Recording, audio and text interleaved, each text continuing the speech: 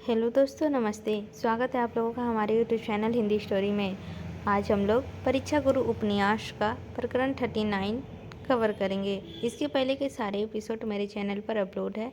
यदि आप लोगों ने उसे नहीं देखा है तो जाकर देखिए, और यदि आप लोगों को किसी के साथ शेयर करने का मन है तो बेहिचक शेयर कर दीजिए, क्योंकि उसे भी ये सब मिल सके।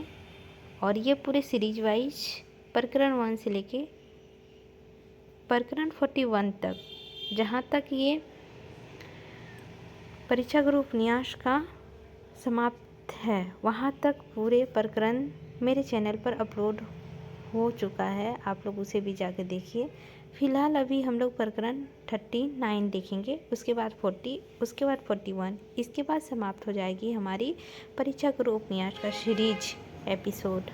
तो चलिए बिना लेट किए हुए हम लोग शुरू करते हैं परीक्षा गुरु उपन्यास लाला श्रीनिवास दास जी द्वारा रचित परीक्षा गुरु उपन्यास का प्रकरण 39। प्रीत भय पियत रुधिर बोतल बाल निशिचरण सा थी पुनि करत बमन बी कमाल मत धन मुदित घोर धुनि सादा मास कर ले भयानक रूप दिखावत रू धीरा सव मद मुद पुदना नाची डरावत मास भेद बस विवश मन जोगन नाच ही विविध गति वीर जनन की वीरता बहुविध बनहि मंदमति। रसिक जीव ने संध्या का समय है। कचहरी के सब लोग अपना काम करके बंद करके घर को चलते जाते हैं। सूर्य का प्रकाश के साथ लाला मदन मोहन के छूटने की आशा भी कम हो जाती है। ब्रजकिशोर ने अब तक कुछ उपाय नहीं किया। कचहरी बंद हुए पीछे कल तब कुछ ना हो सकेगा। रात को इसी छोटी सी कोठरी में अंधेरे के बीच जमीन पर दुपट्टा बिछाकर सोना पड़ेगा। कहाँ मित्र मिलापियों का वह जल से, कहाँ पानी पीने के लिए खिदमतदार तक पास न हो। इन बातों का विचार से लाला मदन मोहन का व्याकुल चित्त अधिक अकुलाने लगा। इसी विचार में संध्या हो गई। चारों तरफ अंधेरा फैल गया। मकान मनुष्य शून्य हो गया। आसपास सब चीज़ें दिखनी बंद हो गई। लाला मदन मोहन के मानसिक विचारों को प्रकट करना इस समय अत्यंत कठिन है। जब वो अपने बालकपन से लेकर इस समय तक का वैभव का विचार किया करता है तो उसकी आंखों के आगे अंधेरा छा जाता है। लाला हरदयाल आदि रंगीले मित्रों की रंगीले बातें, चुन्नीलाल शंभुदयाल आदि की झूठी प्रति, रात 1-1 बजे तक गाने नचाने और जलसे खुशामसियों की आठों पहर घेरे रहना, हर बात पर हाँ, हर बात पे वाह, हर काम पे प्राण देने की तैयारी के साथ अपनी इस समय की दशा की मुकाबला करता है और उन लोगों की इन दिनों की कृतज्ञता पर दृष्टि पहुंचाता है तो मन में दुख की हिलोलें उठने लगती है। संसार केवल धोखे की टट्टी मालूम होता है, जिसके ऊपर अपने सब कार्य व्यवहार का आधार था, जिसको बार बार हजारों रुपए का फायदा कराया गया था, जो हर बात में पसीने की जगह खून डालने को तैयार रहते थे, वह सब इस समय कहाँ है? क्या उसमें से इस थोड़े से कर्ज को चुकाने के लिए कोई भी आगे नहीं आ सकता? जिनकी झूठी प्रीति में आकर अपनी पवित्रता स्त्री के प्रति भूल गया, अपने छोटे छोटे बच्चों का लालन पालन का कुछ विचार नहीं किया, वह मुक्त में चैन करने वाले इस समय कहाँ है? मेरी इज्जत गई, मेरी दौलत गई, मेरा आराम गया, मेरा नाम गया। मैं लज्जा से किसी को मुख दिखा नहीं सकता, मैं किसी से बात नहीं कर सकता। फिर मुझको संसार में जीने का क्या लाभ है? ईश्वर मौत दे तो इस दुख से पीछा छूटे, परंतु अभागे मनुष्य को मौत क्या मांगे से मिल सकता है? हाय, जब मुझको 30 वर्ष की अवस्था में यह संसार ऐसा भयानक लगता है तो 60 वर्ष की अवस्था में न जाने मेरी क्या दशा होगी। हाँ, मौत का समय किसी तरह नहीं मालूम हो सकता।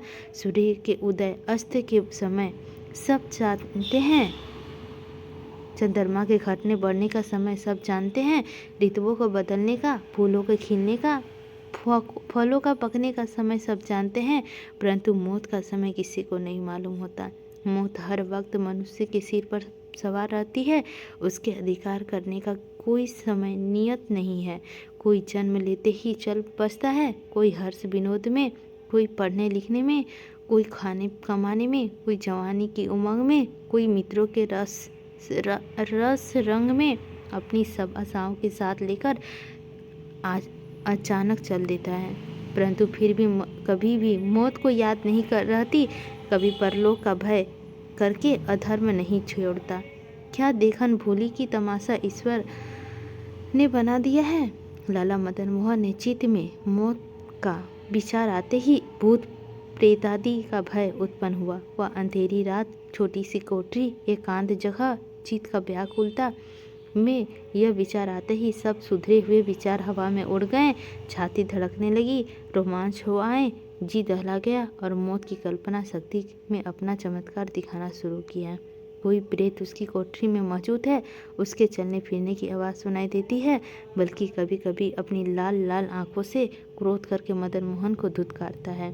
कभी अपनी फटीसा मुंह फैलाकर मदन मोहन की तरफ दौड़ता है, कभी गुस्से से दांत पीसता है, कभी अपना पहाड़ सा शरीर बनाकर बोझ से मदन मोहन को पीछ डालना चाहता है, कभी उसके कान के पर्दे फाड़ने के लिए भयानक स्वर से खिलखिलाकर हंसता है, कभी नाचता है, कभी गाता है, कभी ताली बजाता है, कभी दम दूत की तरह मदन मोहन को उसके कुकर्मों के लिए अनेक तरह के दुर्वचन कहता है। लाला मदन मोहन ने पुकारने की बहुत उपाय किया, परंतु उसके मुख से भय के मारे एक अक्षर भी ना निकले। वह प्रेत मानो उसकी छाती पर सवार होकर उसका गला घोंटने लगा। उसका भय से मदन मोहन मरे हो गए। उन्होंने हाथ पांव चलाने की बहुत उद्योग किया, परंतु कुछ ना हो सका। इस समय लाला मदन मोहन को परमेश्वर की याद आई, जो मदन मोहन परमेश्वर की उपासना करने वालों की और धर्म की चर्चा करने वालों की नास्तिक भाव को हंसा करता था और मनुष्य देह का फल केवल संचारी सुख बताता था। किसी तरह का छल छिंद्र करके अपना मतलब निकाल लेने की बुद्धिमानी समझता था। वही मदन मोहन इस समय सब तरफ से निराश होकर ईश्वर की सहायता मांगता है। हाँ, आज इस रंगीली जवान की क्या दशा हो गई। इसका अभिमान कहाँ जाता रहा। जब इसका कुछ बस ना चला तो वह मूर्छित होकर जमीन पर गिर पड़ा और कुछ देर यूं ही पड़ा रहा। जब थोड़ी देर पीछे इसका होश आया, चित्त के उदेंग कुछ कम हुआ तो देखता है उस भयानक प्रेत के बदले एक स्त्री उसका सिर अपने गोद में लिए बैठी हुई धीरे धीरे इसके पांव दबा रही है। अंधेरे में के कारण मुख नहीं दिखाई देता, परंतु उसकी आंखों में गरम गरम आंसुओं की बूंदें और मुख पर गिर रही है और इन आंसुओं से मदन मोहन को चेत हुआ। इस समय लाला मदन मोहन के व्याकुल चित्त का दिलासा मिलने की बहुत ज़रूरत थी, सो यह स्त्री उन्हें दिलासा देने के लिए यहाँ आ पहुँची, परंतु मदन मोहन ने इसे कुछ दिलासा न मिला। वह इसे देखकर उल्टे डर गए। प्राणनाथ कब अब कैसे हो। आपसे चित्त में इस समय अत्यंत व्याकुलता मालूम होती है, इसीलिए अपने चित्त को जरा सावधान रखो, हिम्मत बांधो। मैं आपके लिए भोजन लाई हूँ, सो कुछ भोजन करके 2 घूंट पानी पियो, जिसमें आपके चित्त का समाधान हो। इस छोटी सी कोठरी में अंधेरे के बीच आपको जमीन पर लेटे देखकर मेरा कलेजा फटता है। उस स्त्री ने कहा, यह कौन। वह मेरी पवित्रता स्त्री है, जिसने मुझसे सब तरह का दुख परेपन भी कभी मन फैला नहीं किया। आवाज़ से तो वैसे ही मालूम होती है, परंतु उसका आना संभव नहीं। रात के समय कचहरी के बंद मकान में पुलिस के पहरे चौकी के बीच में बेचारी कैसे आ सकेगी। मैं जानता हूँ कि आप मुझको कोई छलता है। यह कहकर लाला मदन मोहन फिर आंखें बंद करती। मेरे प्राण पति के लिए यहाँ क्या मुझको नर्क से भी जाना पड़े तो मेरी क्या चिंता। सच्ची पति का मार्ग कोई रोक सकता है। स्त्री को पति के संग कैद जंगल या समुद्री में आने से कुछ भी भय नहीं, परंतु पति के बिना संसार सूना है। यदि सुख दुख के समय वह विवाहिता स्त्री अपने काम न आवेगी तो और कौन आवेगा, उस स्त्री ने कहा। लाला मदन मोहन में थोड़ी देर कुछ नहीं बोला गया। न जाने उसके चित्त में किस तरह का भय उत्पन्न हुआ, अथवा किसी बात के सोच विचार में अपना आपा भूल गए, अथवा लज्जा से कुछ ना बोल सके, और लज्जा थी तो अपनी मूर्खता की इस दशा को पहुँचने की थी, अथवा अपनी स्त्री के साथ ऐसे अनुचित व्यवहार करने की थी। परंतु लाला मदन मोहन के नेत्रों के आंसू निसंदेह टपकते थे। वह उसी स्त्री के गोद में सिर रखकर फूट फूट कर रो रहे थे। प्राण प्रियतम, आप उदास ना हो, जरा हिम्मत रखो। जो आपकी यह दशा होगी तो हम लोग का पता कहाँ लगेगा। दुख सुख वायु के समान सदा अदलते बदलते रहते हैं, इसीलिए आप अधैर्य ना हो। आपके चित्त की स्थिरता हम सब का आधार है, उस स्त्री ने कहा। मुझे इस समय तेरे सामने आंख उठाकर नहीं देखा जाता, एक अक्षर नहीं बोला जाता। मैं अपनी करनी में अत्यंत लज्जित हूँ, जिस पर तू अपनी लायकी से मेरे घायल हृदय को क्यों घायल करती है। मुझको इतना दुख उन कृतज्ञ मित्रों की सुतरता से नहीं होता जितनी तेरी लायकी और अधीनता से होता है। तुम मुझको दुखी करने के लिए यहाँ क्यों आई? तूने मेरे साथ ऐसी प्रीति क्यों की? मैंने तेरे साथ जैसी क्रूरता की थी वैसे ही मेरे साथ क्यों ना की? निसंदेह ही तेरे इस प्रीति के लायक नहीं हूँ, फिर तू ऐसी प्रीति करके क्या मुझको दुखी करती है? लाला मदन मोहन ने बड़ी कठिनाई से आंसू रोककर कहा।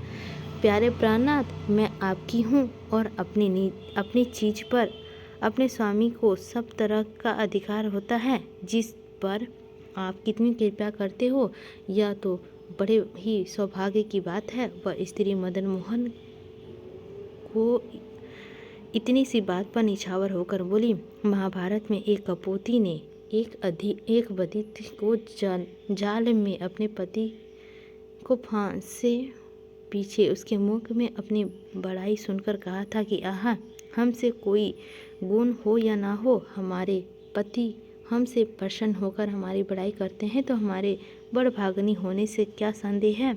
जिस स्त्री के पति प्रसन्न नहीं रहते वह झुझली हुई बेल के समान सदा मुरझाई रहती है।